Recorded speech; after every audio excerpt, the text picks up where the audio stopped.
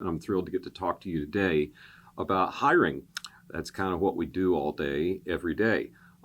Faith-based teams hire us to help them find their key staff. And it gives us kind of a weird seat in the world where we've actually done 25,000 face-to-face interviews with people who are doing jobs that are just on soft skills. That's kind of weird. 10,000 reps is a big thing, but 25,000, we've started to learn. We started to ask the question, like, of the 25,000 interviews we've done with people for sort of senior leadership positions, do the top 1% of those interviews, the 250 best we've ever done, do they have anything in common? So we set out on a research project because we like to get nerdy with things, and we've identified some really cool traits. And the work of that project will be out in the fall, but I thought I'd give you a sneak preview. And so today, I want to talk to you about how hiring for things that are not on a resume. I don't know if you've ever sat down with somebody and within about 5 minutes, you're like, this person's a winner. I don't know if they fit on my team or not, but they are a winner. Well, there are keys you can look for. And frankly, if you're out there and you're thinking, how do I get ahead in the world? Develop these qualities and you will be in the top 1%. So it's an amazing research project. I'm super excited to see it come out in the fall, but want to share two of those traits with you today.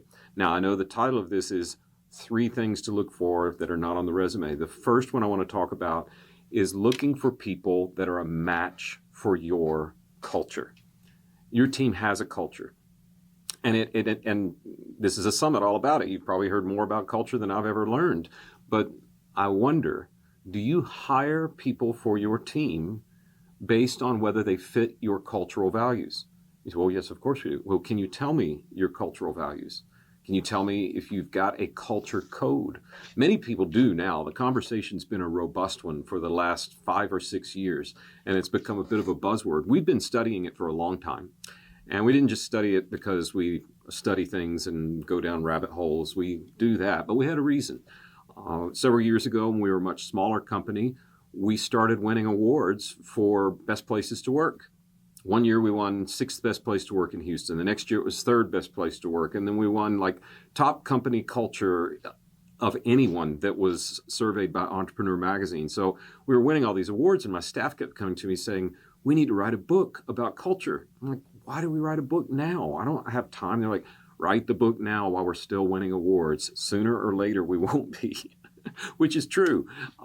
So we sat down and we said, well, what can we write about culture? We looked, there's some really great ones. Work Rules is sort of the Google culture book. The New Gold Standard is a fantastic book by the management team at Ritz-Carlton. Mercedes has a book on culture. The Nordstrom Way is another one that we have as required reading when you come join our team. But each of the books that we found just told the story of that company's culture. Here's how we do it at Nordstrom. Here's what this looks like at the Ritz-Carlton.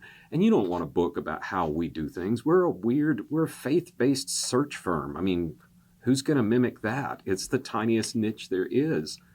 So instead, we said, what if we went and identified 150 different organizations that are winning these awards? And we won't make it 150 churches, and we won't make it 150 simply Christian organizations, but let's just say 150 organizations, the bulk of which are driven by values. Now, some of them were purely secular. We had one software company that designs things for Wall Street investment firms, and they don't have any sort of faith moorings at all. But then we turned around, we had Dave Ramsey as someone we studied, and North Point Community Church. So broad-based study of 150 different organizations that are winning awards for best places to work. And so what do they have in common? That led to 2 things. It led to a tool that we said there are, just at a base level of culture, but healthy and toxic. There are 8 common areas that these people are working on, and they're moving from toxic to healthy in all 8 of these areas. You can actually take a free assessment of your own team. You can do it individually or as a team. If you just go to theculturetool.com, you'll find everything you need to find, and you'll join 3,000 other organizations that have now become a pretty big sample size of how are we doing in these 8 areas? Where are we a little toxic? We need to get better. Where are we doing really well? And if you totally geek out and you want the big long report from us, you can pay us a little bit of money for that, but it's not a huge investment. So That was sort of a base plate of what we learned about culture. And then we learned that each of these organizations had congruencies that they didn't even realize about how they built their cultural values. That turned into a book. What do you know? I have a copy of it right here. Shameless promotion. Culture Wins was the result of our study. And in that study, we show a roadmap for naming your cultural values. Here's one quick way to start to discover your cultural values. Ask yourself as a team, when we are functioning at our very best, what are we doing that's common to us, that's uncommon to other organizations around us? When we're functioning at our best, what are we doing that's common to us but uncommon to others? I'll give you a personal example, and that'll lead into the two traits to look for in hiring. In our world, I started the company. I was responsible for winning business so that our family could eat. So if you called me in the early days and said, could you come talk to me about a role we need filled? I got back to you like that. I mean, I almost drove through a hurricane to get to our very first contract. And they said, please just wait till the storm passes. Oh, I can be there right away. I ended up hiring a lot of people like that. And it was kind of crazy. We'd get back to people within a minute. And everyone around us said, that's really strange, William. People don't do that. We kept hiring around that. It became one of our core values. And it's actually one of the traits in the top 1% of interviews we have. And that is ridiculous responsiveness. So what do you do with your values once you know them? You start to interview for those values. If you are ridiculous in your response time, you're going to feel at home with our team. And we're a little weird that way. We call it our kind of crazy. So when we interview, we're looking for response time. That's not on a resume. How quickly do you get back to me? If you get a weirdo text after visiting our office for an interview, do you respond to it? Do you respond to it quickly? It's not... there is an unhealthy version of ridiculous responsiveness. But can you show us in the interview, without your resume and without you even knowing we're interviewing for it, that you have the same kind of crazy that we do? Do you match our cultural values? That's hint number one in working through interviewing without looking at a resume. Now, why would you want to interview without looking at a resume? You need to look at resumes, but the truth is, there's an old country song that says, I look so much better online.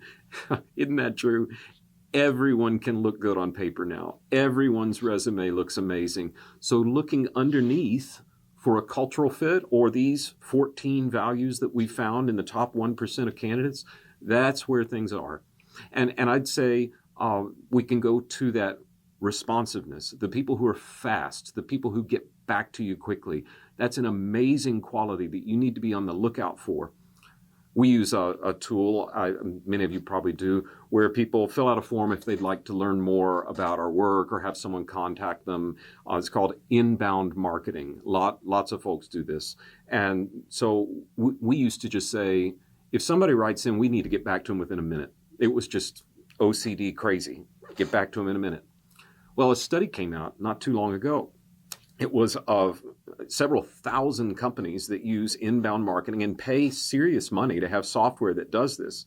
And the question was, how likely are you to get back in touch with somebody? How likely are they to take your call based on how quickly you get back to them? Because that's the point of filling out a form, is that you get a conversation, right?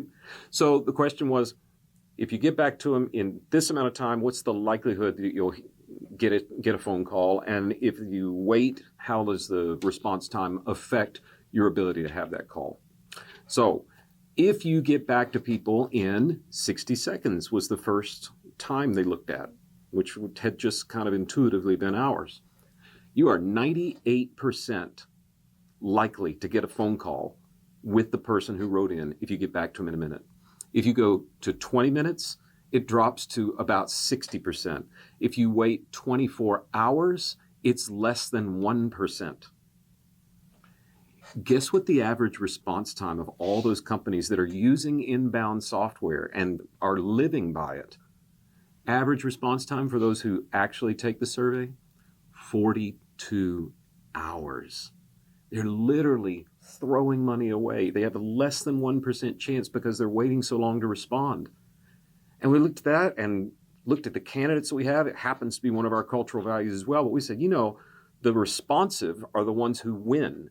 And in a world that's becoming more and more controlled and dominated by artificial intelligence, jobs are going to be replaced by machines. This is not some bold prediction. It is reality, and it's happening. Your ability to be a human response within a minute, not an automated, oh, we're so glad blank wrote in. No, a real human response within a minute, that is magic.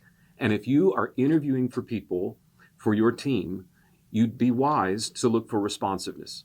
Now, granted, some parts of your team need to be more responsive than others. Our CFO does not have to get back to people within a minute, but our marketing people, our sales people, our client relations people, the people who execute searches, they need to be back with people within 1 minute. How do you interview for that? You do precisely what I just mentioned. Text somebody after the interview. See if they respond. They might respond back and say, I can't get to you right now because I'm playing with my kids and I'm sorry. Well, that's fine. But how quickly do people respond to you, or even someone they don't know from your team? We've done it all the time when we interview for our own staff. It's probably bordering on entrapment, but it really surfaces up this rare quality, which in some positions in your organization will be crucial to your success. It's just the easiest path to success there is. Just get back to people right away. The other quality I want to share with you that is among the 1% is what we call insatiable curiosity. And it's called a lot of different things. We have a value similar to it, but it's like people who are willing to stretch. Our cultural value is ever increasing agility. And it goes back to years ago when I started to slow down my already slow running pace because I was getting a little older and I had to build some stretching into my routine. And I was bending over stretching, probably sweating more while I was trying to stretch than I ever did on the run. And my youngest, who at the time was, however old this tall is, came in and really young. She looks at me trying to touch my toes. She sees me not able to do it. And she just ties herself in a human pretzel as only like a toddler can do. And she stood up and then she looked at me up and down, just dying. And she laughed out loud and she left the room. Oh, and it just dawned on me right then and there. It's like, William, every day you're alive, you get less flexible. Toddlers can tie themselves in a knot. 40-somethings can't even touch their toes. You know it's true? Every day your team is alive, it gets less flexible. Every day a candidate is alive, they get less flexible. So start asking questions to see if they're learners. They're going to be in the top 1%. I interviewed a woman for a chief marketing officer search that we were doing, and it was during the pandemic. And I said, so what new hobbies do you have? Which is a great question to ask to measure for curiosity or agility. She said, well, my daughter and I, we were going to go to France for her spring break, and obviously we're not going. I said, so what are you doing? She said, we decided we're going to take French. And if this thing lasts a year or two, we might know French when we finally get to go back. I thought, who takes on a new language for no good reason at that age? The curious, the 1%. So when you're interviewing, don't just look at the resume. Resumes are important. We look at them all the time, but measure a person's ability to match your cultural values. If you don't have them, start to get them framed up. Buy the book, Culture Wins. Look for people who are responsive. Look for learners. And look this fall for a big, long research project that'll give you keys to all 14 of those areas where you can improve or you can hire people that'll make your team one of the 1% teams. I hope you have a great time at the event. I hope that I get to see you if you're in Nashville. Build a culture that wins. It'll change your organization.